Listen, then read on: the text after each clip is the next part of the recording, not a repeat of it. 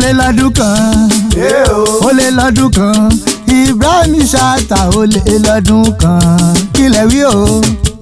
ó lé lọ́dún kan ó lé lọ́dún kan Ibrahim Chatta ó lé lọ́dún kan. apẹ́láyé o àmì o apẹ́láyé o òjòjà kò ní bọ́jọ́ lọ́jọ́ lọ apẹ́láyé o.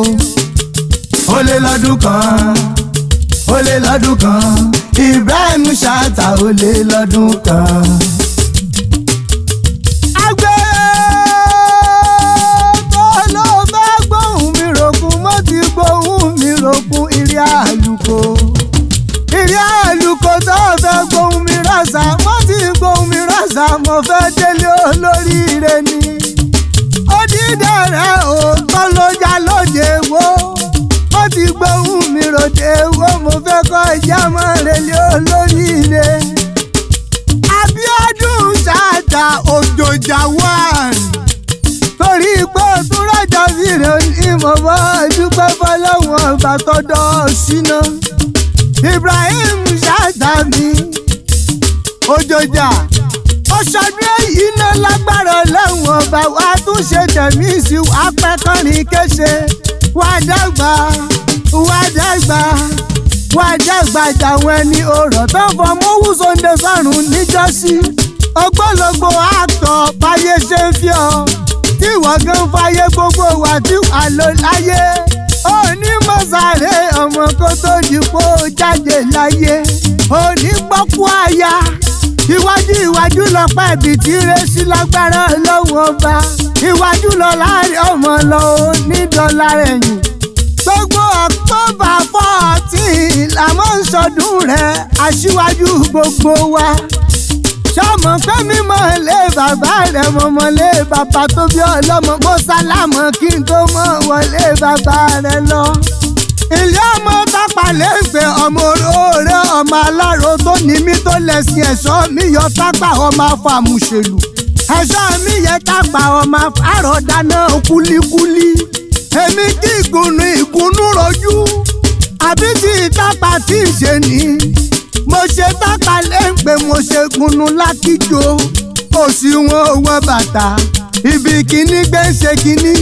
ẹjẹ́ kíkì ni ọmọ jẹ̀gbádùn ara wọn lé bàbá tó bí ọlọ́mọ. omi kan bẹ́ nílé bàbá rẹ̀ omi yàmíyà gan ni omi bàbá jí ká mọ́ lára wa láta. òbí ara lodò olóore ọmọ aláró tó ní mí tó lẹ́sìn tápà mọ̀lúgódò mo yá àmúwọlé ọ̀yá èrò kéńgbé wọn ò gbọ́dọ̀ wẹ̀yìn wò ẹni wá wẹ̀yìn wò olúwa rẹ̀ ò gbọ́dọ̀ wí nílé agbẹ́gun ní gbowó téèyàn bá ń gbẹ́gun olúwa rẹ̀ ò kúkú ní gbowó ebi ìwọ lọmọ eléégún kòkòrò tí ó gbọ́dọ̀ jó lábẹ́ ọdẹ tó bá jó lábẹ́ ọdẹ kànákànnà orí rẹ̀ yíyọ ní ọ̀yọ́ oríṣi tápà mẹ́ta níbẹ̀ nílé bàbá tó bí ọlọ́mọ ọ̀tọ̀ ní tápà tí ó tarú ọ̀tọ̀ ní tápà tí ó tẹja àfijù tápà ní gbẹ́gun ilé bàbá tó bí ọlọ́mọ ẹ̀ṣọ́ mi yẹ tápà ọmọ afàmùṣèlú gbogbo yàlẹ̀yàlẹ̀ yóò mọ̀ pé nílé bàbá rẹ̀ ẹni báyẹn tápà lálẹ́ ìrù àtúbá àlùbọ́sà àtúbá ìpàǹdòrò àtúbá ìpàǹdòrò tí ó fẹ́ túbá níjọ́ sí tẹ̀tẹ̀rẹ́ ló fojú rẹ̀ gbọ́lẹ̀ lé bàbá tó bí ọlọ́mọ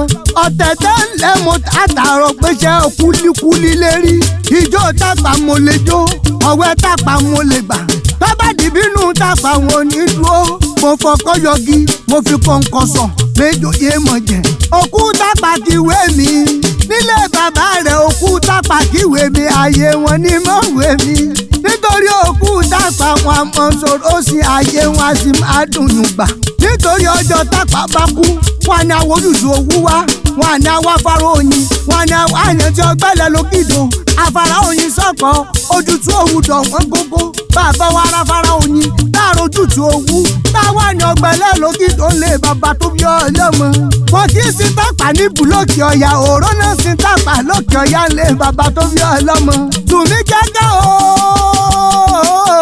jẹ́mi bẹ̀rù mi rokun tumi sàṣàṣà kí n bẹ̀rù mi rọ̀ṣà. ọba tún mi gòdògòdò kí n dèrò ìrèrò tí o gbódò lélẹ̀ bàbá tó bí ọlọ́mọ.